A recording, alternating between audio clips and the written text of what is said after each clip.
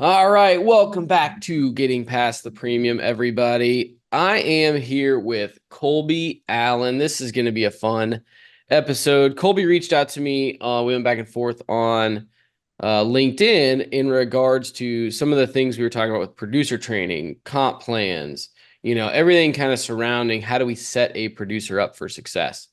And so I wanted to have him on to, talk through all of this with you and make sure that we get some of these thoughts out there. So before we dive in though, Colby, how you doing today? What's going on? Yeah, it's Louisiana, and I always tell people it's either too hot or it's not hot enough. We're just kind of Yeah. used to it. Yeah. Yeah, no Um, kidding. That's if your true. AC's not struggling, what's it doing? Yeah, Oh, for but no, sure. man, we're doing all right. We had a lot going on in my family recently, and just some transitioning with a couple of those things, and also professionally. But yeah, man, doing great. Awesome. Awesome. So before we dive in, give everybody your background because I think it's very pertinent to this conversation. How'd you get to where you're at today and then what are you doing today? Sure. A lot of people may have come to know me or have seen some of my things that are out there, but currently I'm a financial consultant working with independent agencies as a fractional CFO, and we do valuations and a couple other things around that, which coincidentally, any job description is going to have one or two or three main things you do, but then there's so many other things that are residual from that you just have to Oh yeah. touch. Oh yeah. So, not uncommon for us to dive into agency strategy, staffing, all those types of things. Before getting here, though, my background is I did start at a national agency as an intern in the finance department, Oh, yeah. and then eventually worked my way into I was in the marketing department. So, putting together the applications, negotiating with the underwriters, that whole process. I did that for close to 2 years. And the agency was going through a lot of growth and development at the time. And my boss was getting promoted from not just being the state marketing manager to more of a regional marketing manager. Hmm. And so him and I kind of took on the task of we actually standardized the operating procedures for marketing, which coincidentally was also part of the producer training that the agency was going through at that time. And so Okay. Yeah.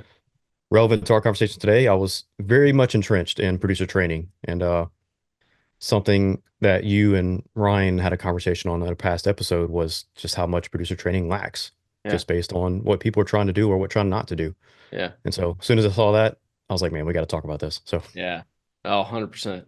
Yeah, I mean, I think it's something in the industry, and I think some people take like offense to that when I say that producer training sucks in our industry. yeah, That's not my intention, because I fully understand, especially folks that are starting an agency from scratch or working to scale a small book or a small agency. There is a billion things you have to do, right? And typically, you're the breadwinner or the revenue producer. You're the top service person. You're wearing all the hats and um, totally understand that. And that's why I think it can be difficult to properly train producers, especially your first one or two hires, is because, you're doing all the things, you're trying to service your book and, you want to say, just go do it the way that I did it, like I figured it yeah, out.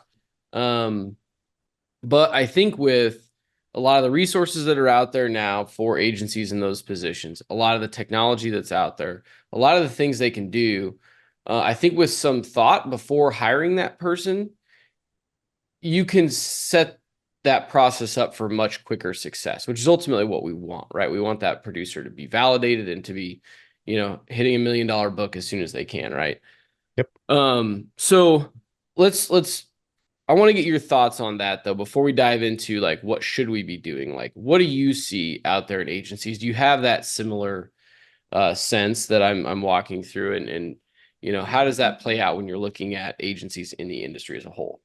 Yeah, for sure. I think one of the common things that we often see is kind of a gatekeeper challenge, if you want to define it that way, is agencies that don't even define what they want their producer to do or Oh be. yeah. And the unlimited options of either sales, training, or coaching that are out there.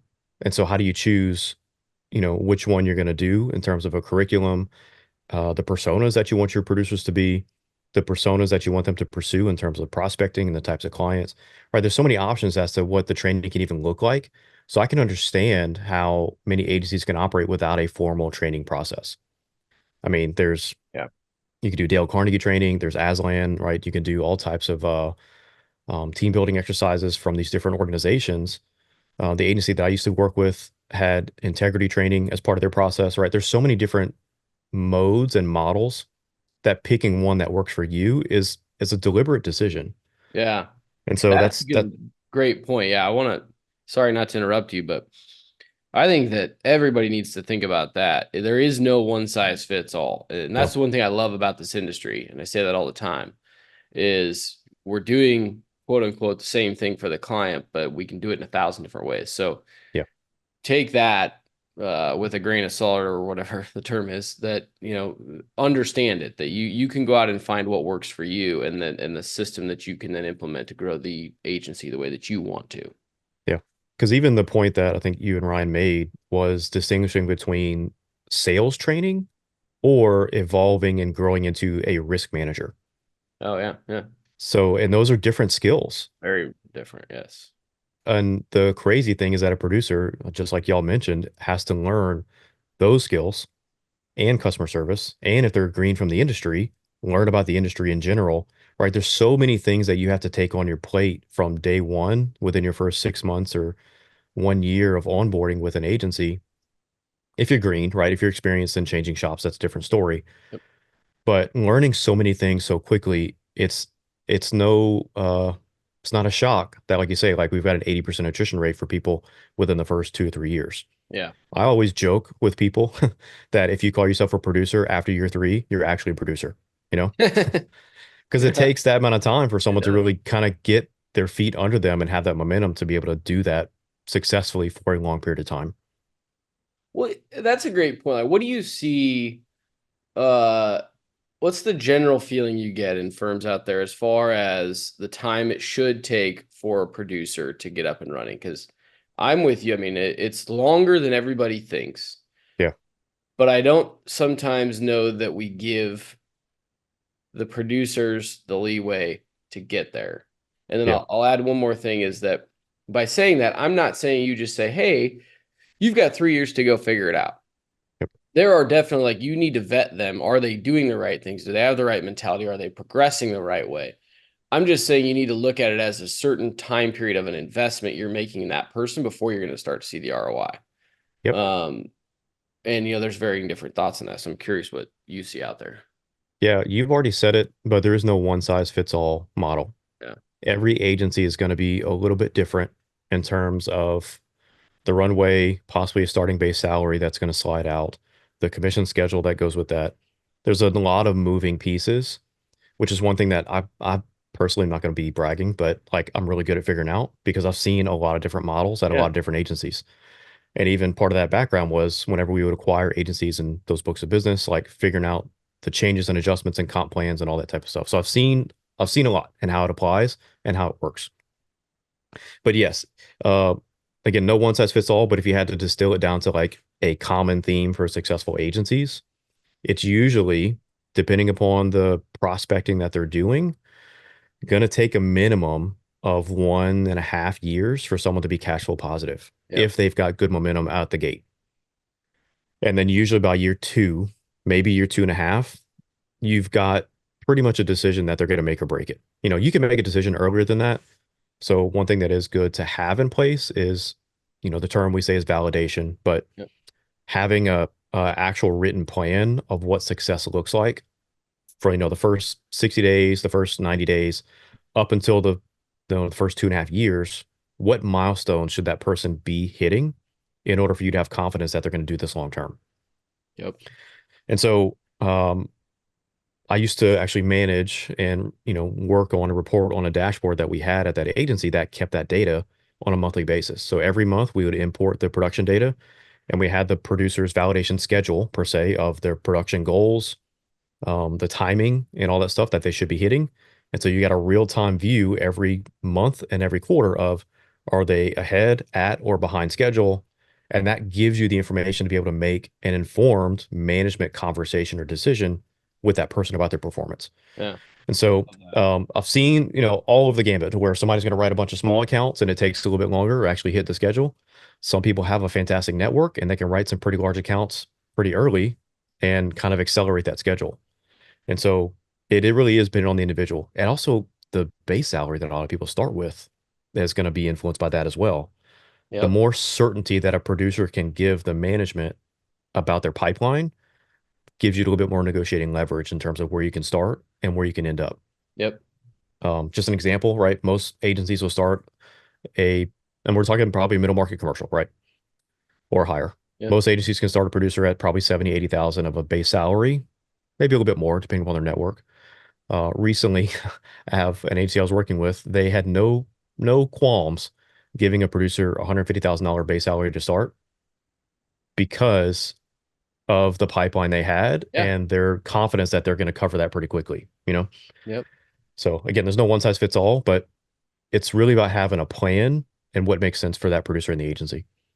Yeah, exactly. So a lot in there. And I want to get to the plan you were talking about, the milestones more specifically, because I think Sure. that's something we can all do as leaders to speed up the success of that producer.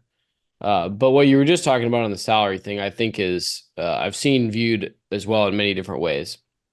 What makes sense to me, and we've implemented this a little bit, is you do 100% make that determination based on each individual producer's situation, but you can then adjust their goals and those milestones accordingly, right? Right. If you're going to make a decision to pay somebody more, you should do that because of everything you mentioned. They're bringing a bigger pipeline, connections, maybe they have past sales experience, it's just not in the insurance industry. Yeah. You would pay more for those experiences and those connections and et cetera, right? But it should also come with higher expectations to Yep. achieve that ROI, right? Having that upfront conversation. And we even do it sometimes where it's a negotiation with the person. Like we'll say, hey, we could pay you, $75,000 base salary but you're going to need to hit this, or we can pay you, $60,000 and you're going to need to hit this, like, how do you feel about that? Where are you at? Like, there's some of those kind of leverage points that you can use, depending on the person. But I think sometimes we've tried to get things too standardized where it's like, we pay Yep. this for a new person, that's it. And then they got to go into it. It's just situational. And I think you give yourself the leeway to be able to do that, right? And Yeah. change that up. Um, There's so also different ways to do that. So you kind of touched on it, but some agencies I've seen put in place where, like either the salary is guaranteed and it slides every quarter or 6 months based yep, on certain activities. Some will offer a kind of a range or a threshold of salary that is based on not strictly sales in the beginning, but prospecting or pipeline activities. So every month you have to have scheduled X amount of meetings. Every month you have to schedule X amount of reviews or quotes, right? So that first onboarding or ramp up period, they know the revenue is going to be delayed because, unless it's an agency bill account that you catch the month before, yep, right? You're not going to catch everything from day one. And so it's the building of the momentum and the activities in that pipeline to where the revenue is going to come after that. yep, But they'll actually give like, hey, you get up to say $8,000 per month of salary, but you get $1,000 for every qualified meeting you set. yeah, And like so it's that, almost like a checks and balance system to yeah, where it's not just, hey, you get paid, it's you get paid based on actually doing validating activities while you're ramping up. yes, yeah. Because too often we just look at the end result, which is new business written revenue. When yes, you need to track that, but that's a lagging indicator of success, right? It's not a leading Exactly. indicator, which would be what you're talking about of qualified meetings or activity, pipeline, etc. Um, so I want to go back to then um what can we do as leaders of agencies? Say that we have a team that we're trying to train, or we're looking to hire maybe our first one or two producers. Because you were talking about the milestones, we can set them up, which I think is a big piece of it. I also think the more that we can have the blueprint for the Hmm. person, right, to come into and implement the uh, system that works at our firm, the quicker they're going to be able to get up to speed. Now you want to build in the ability for them to make it their own and tweak it and polish it, and you want to take feedback on it. But for the first 90, 180, 365 days, they're going to go and implement this plan to get up to speed faster, right? So what's your thoughts around how can we as leaders speed up, what resources can we give them to speed up that process? Oh man, hard question. You said the Big word one. blueprint. I think that's a good place to start because as agencies mature and progress, the thing that you notice is the development. And I don't want to call it the formality because we just said we don't want to standardize certain things, but the formality of what that producer's progression will look like so that they can visualize it themselves Yep. and know where they fit into the process. We're going to talk about this later when we get on the round call with Rob, okay? Yeah. Because what I'm kind of playing for that, but it's having the agency's sales and service model somewhat designed and implemented so that a person has a clear vision of who they are in this. Because when there's ambiguity, Mhm. not everyone thrives in that. Yep. And so knowing the identity of the agency, the identity of the principals, and then the identity of the rest of the roles and the staff that are there helps someone figure out real quick, am I going to thrive in this or am I going to struggle? Or is this not the right fit for me? Yeah. And so you often see this too kind of modeled in bigger agencies or mature agencies to where they will offer multiple comp plans for producer roles depending upon what they're doing. Mm. So there's a difference between personal lines, small commercial, middle market, and larger national accounts. The Yeah. agency knows that. And so the compensation, the roadmap, the resources, the blueprint for those roles are all different. And so it's not as simple as just saying we're going to hire a producer, right? We need to really define what that producer is doing in order to set that blueprint in place. Wow, that's a great catch there. I mean, I forget that sometimes, but you're absolutely right that set the comp plan up to incentivize the activity that you want to incentivize, Yeah. right? So give So here's like yourself, as a good example of that. Sorry, I didn't yeah, to cut you off. Here's a good no, example. please do. So I've got some clients that I've worked with to where it's very easy for the owner to be in a place that's comfortable if they're the primary producer and they're not necessarily on a traditional commission plan themselves. They take a modest salary for their executive roles, and then their compensation is based on the distributions or the profit of the agency. Yep. And so they don't always see the difference in a producer comp plan in their profitability if they are 80, 90% of the production, right? Mhm. So if they offer a producer a 50-50 comp plan, new and renewal, they don't really see that in their profitability because that producer isn't contributing that much right now. But as those producers grow, we have to kind of model out, hey, here's how your profitability might change as these producers continue to grow. Is this something that you want long term, or is it something that fits with the model you have in mind? And so, again, that's not a standard way to do it, but a lot of times owners can be disconnected from what a comp plan is relative to what the agency's identity is. That's so good. I 100% agree. I mean, it's because I think we've gone back and forth with folks on social media on this topic too of just producer comp plans. Everybody wants to know like what's the right producer comp plan, and that's the wrong question to ask. The question to ask is what's the producer comp plan that allows you to achieve the goals you have for your firm, right?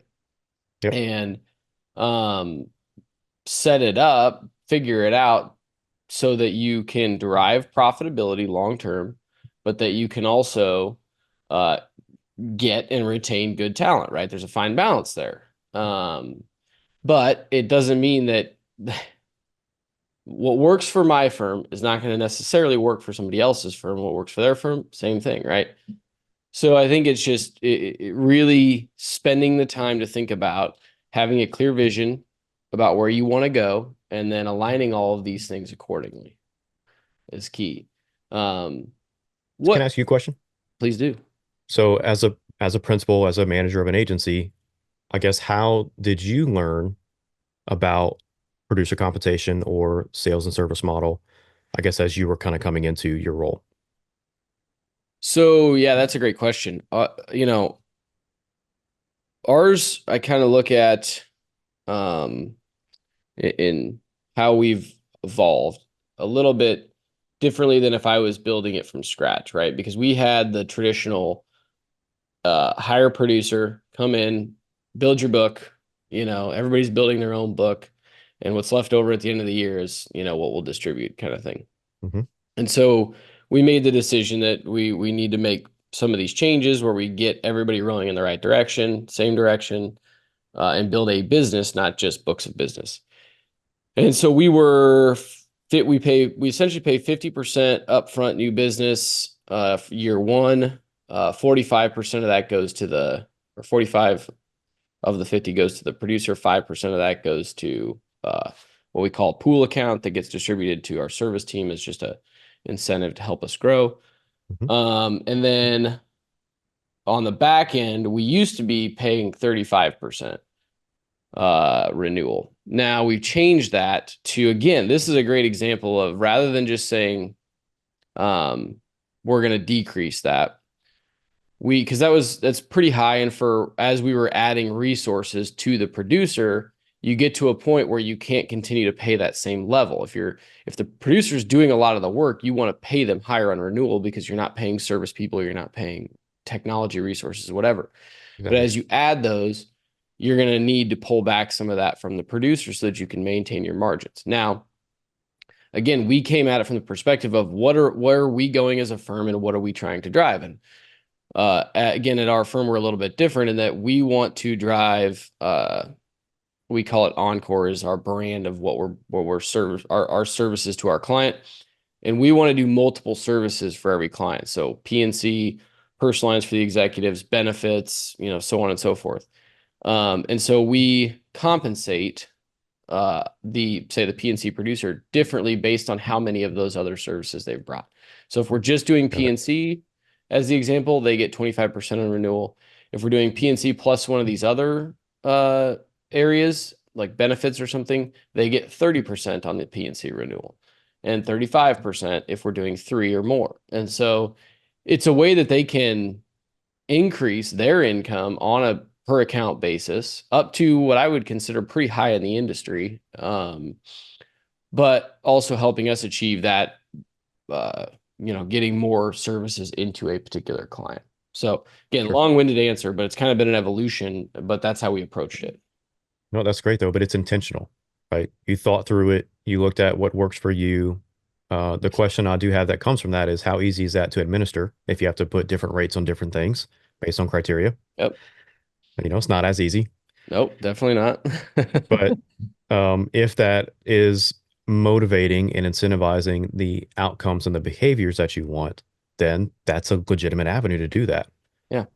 And so, Yeah, and again, yeah, it's a great example of what works for us is not going to work for everybody because you're right. I mean, we have a lot of resources that go into just administering that plan, right? Now we've yeah, got it down at this point to where it's pretty systematic, but it provides an added layer of complexity. Now you have to look at that and say, does that added complexity, do those added resources have an yep, ROI to them, right? yep, yep, So that's how we've looked at it.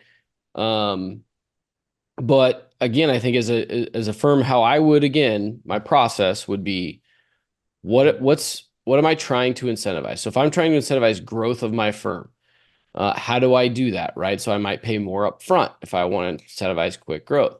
You could also say, I want to incentivize a certain type of account to come in. Maybe you're niche based, right? So you might say, I'm going to pay higher if it's this type of an account. If it's not that type of an account that's in our niche, but we need to write it, you're going to get paid less. There's a ton of different ways that you can do it, um, but we can, you want to structure it that way. yeah. Man, you also nailed something that very few people think of. Is the effort you put into administering this worth the lift? Yeah. That's that's a legitimate ROI question. And You're what assuming might I thought through that beforehand, Colby. I know you thought through it, man. Don't discredit yourself. I mean, The well, you learn with some hard knocks sometimes. Sure enough.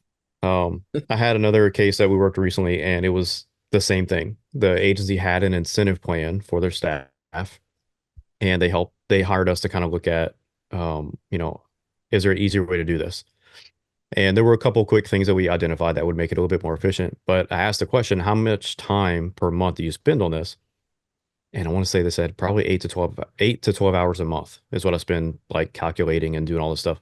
So you spend a whole day or day and a half doing your staff's incentive plan, which might end up paying out this much. And we actually figured out likely their time, just their salary and the other resources going into it, were almost a one-to-one correlation with the incentive. Oh, wow. Yeah. Yeah. And so like that was a glaring example of, is the time and effort you put into this worth the lift that you're actually getting? But again, not many people are really looking into it with that type of intentionality. Yeah. But making it more efficient or making it easier to administer oftentimes can make it a better process. Or even again, figuring out the factors in that incentive. Are they incentivizing what you want to happen?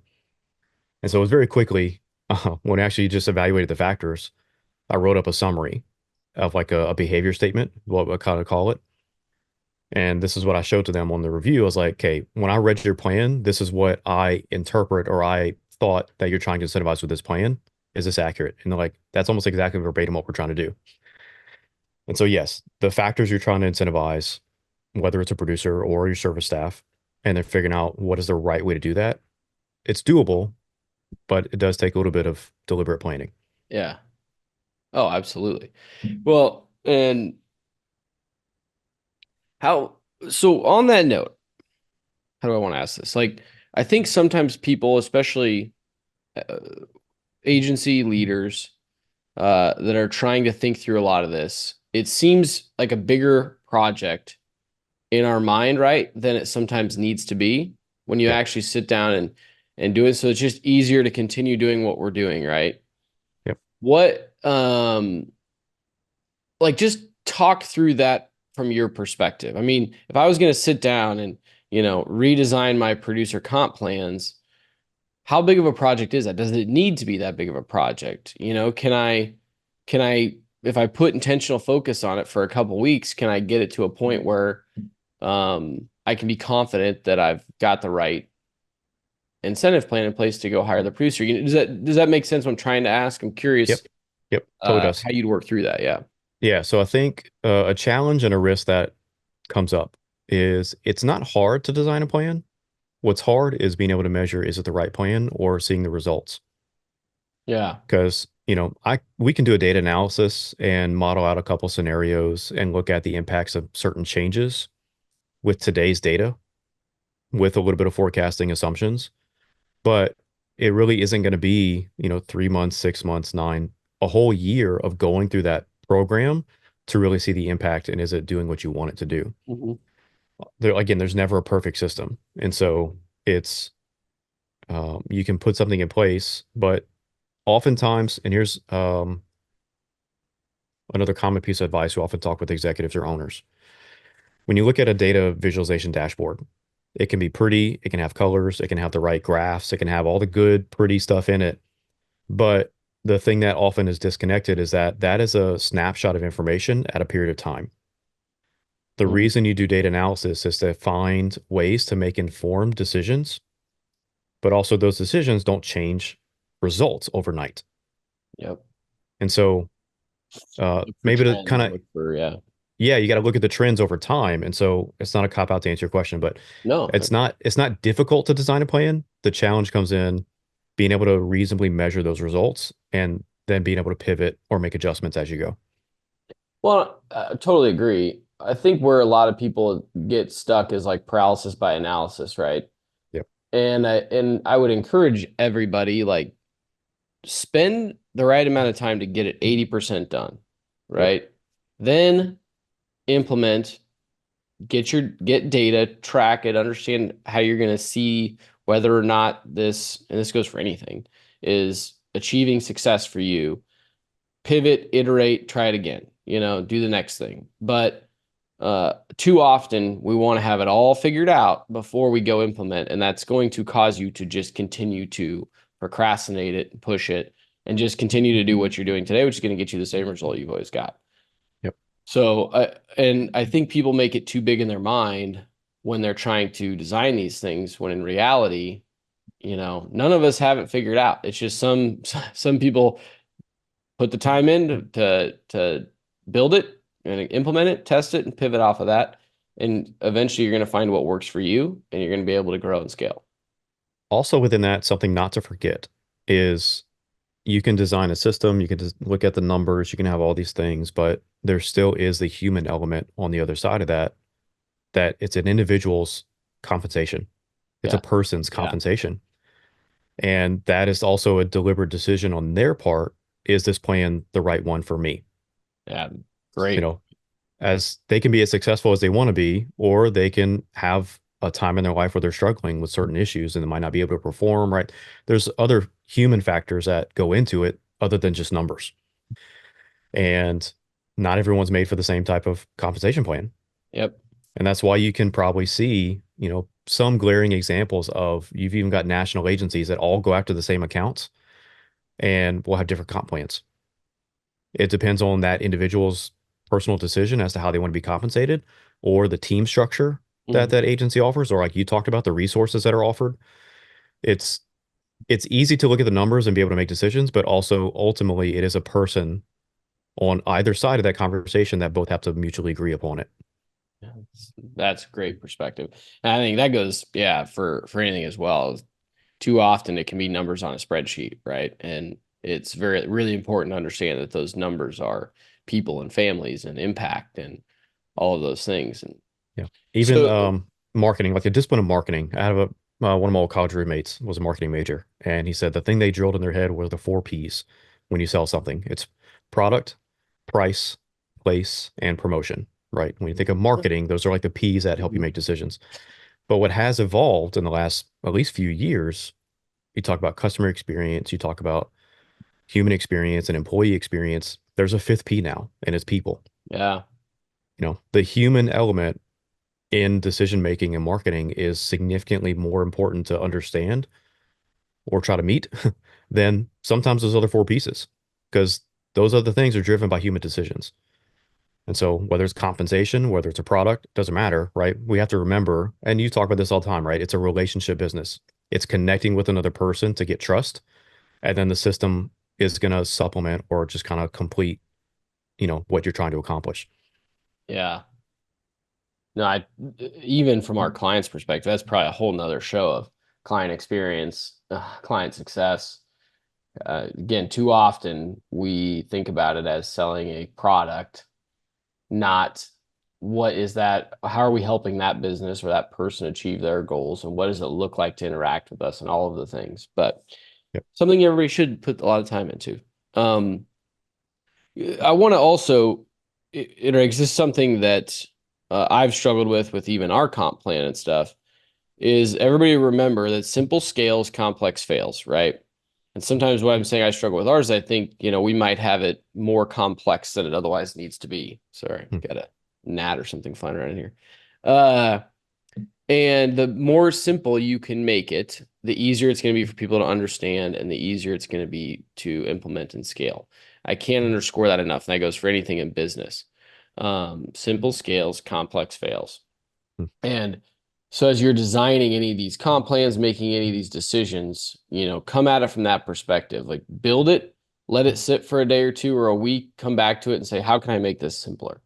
I think some of those things are, as I look back and how we've evolved, we certainly have made things more complex than they need to be over time, and that typically lends to more heartburn in implementation, slower to see results, all of those things. And it also goes to your producers when you're hiring too. Make their comp plans simple, make who they're targeting simple, make their script simple, make it all Yep. super simple so they can go and just do that thing over and over and over, Yep. and get good at it, right? Yep. That's also a huge gap, I think, for the administration and management for agencies. We've touched on incentives or, growth factors, those types of things, but as simple as even administering a basic producer compensation plan. I heard a stat, I'm trying to find where it is to validate it, but I heard a stat once that said 4 out of 5 agencies don't even reconcile their commissions in their agency management system. Oh, wow. And so you can imagine as a salesperson, you know, um, you see in some Facebook groups, people ask about producer comp plans all the time. And so many agencies, it totally just blows my mind. So many agencies require their producers to keep track of their own commissions in like an Excel spreadsheet or a Google sheet. turn Wow. it in at the end of the month, and then the manager just says, okay, this is good, or no, we need to make these changes. Oh So no. if administering your commission is a manual process, that's also time away from production. That's a different job skill that a lot of people don't really keep up with. That's a data integrity question. And so even just having the basics of a producer comp report, like once a month or once a quarter, is huge. That's something I used to administer for the agency I worked with. There were like 30 producers in our territory, and every month I had the responsibility of downloading the invoicing and the production activity, summarizing that producer's activity, and then we had a template that kept track of their draw account to where every month this is what their draw was, this is what their deposits were from their commissions, here's what the balance was. And they got that report every month from either me or somebody on our team with the report of the transactions to Yeah. show like, hey, here's your activity for the month. Here's the current status of your draw account. Do you have any questions or things that need to be looked at differently? If not, you know, I'll see you next month. Yeah. It's like even something like that, right? Like you mentioned earlier, having resources dedicated to that process. Like I was that resource for that agency. And so, but if someone is doing that or a system is doing that and giving the producers the peace of mind that they can just focus on selling and focus on those client relationships, they don't have to worry about the administrative portion of it or worry about their paycheck. That's also a different level of engagement. Absolutely. Yeah, and one of the things too, before we wrap up, I think is important, like especially like a scratch agency owner or somebody that's looking to add team members. Yep. I think sometimes we look at the wrong place to add first. So if you've been growing your book, right, and you're the salesperson on it, you've maybe got one staff person. A lot of times we think, okay, I need to get the next person that can go in and sell. When in reality, unless you have a lot of these systems and processes and things built behind the scenes, that's not necessarily the right hire. The right hire is potentially, again, this is different for everybody, is what are the low value activities you need to take off of your plate so you can continue to go and grow the book and the revenue so Yep. that you have the resources then to go and build these systems processes. Maybe it's people, maybe it's tech, maybe it's whatever that, to your point, can get the commission reconciliation process and system built so that when you add that producer, they're going and selling, right? And you can just teach them how to sell, but you've got the underlying infrastructure. Yep. Um, so think about it that way. Again, if you're the one responsible for growing revenue, figure like that's going to be your highest value activity in a Yep. small firm. Figure out all the other things that you can delegate or get technology to do and hire that way. And then once you've got all those things figured out, you've got your model, you've got all the systems in place, then consider that next producer or that first producer. Yep. I'm not gonna give a shout out to another show, but I'm gonna do it. But Do I it. was on the Scratch Agency podcast. Oh, those guys are great. Why would you not shout I those mean, boys? it's your show, man. We're trying to promote your show right now. But yeah, on that episode that I did with them the first time, it was all about that. How does a Scratch Agency hire their first person? And we touched on what you just mentioned. It's figuring out as the owner, as now the sole employee or person, what are all the things within the matrix of what you have to do? Figure out what your most valuable tasks are, your most valuable efforts are. And then, yeah, how do you either delegate or outsource or automate, whatever the mechanism is to get that off your plate so that you can focus on the high value activities. Yeah. There's a couple tools that help with that. There's different books or recommendations that kind of walk you through those workshops or how to do those exercises. But yeah, it's huge. And starting a company is not easy. Yeah. Hiring your first employee is not easy. Even right now, like I mentioned, some family transitions, like my dad owned a company and now I'm having to step in to manage that company, for a short period of time. And we have 4 employees and possibly growing, right? I've helped companies hire people. I've done interviews, but I never hired somebody myself, Yeah. like from start to finish. And so now I'm having to learn some of those things. Not easy, Yeah. because if you're trusting someone with a lot of things about your company, that's not a small decision. Um, so yeah, man, it's a big risk, but also the reason people start scratch agencies or dive into an agency is there's also a big reward if you make it.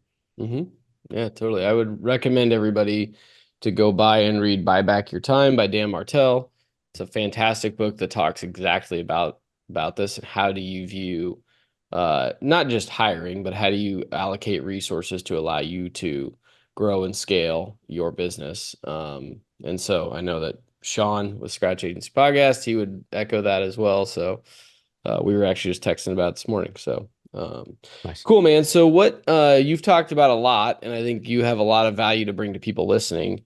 How can they get a hold of you if they want to reach out on anything that we've talked about or heard on the show?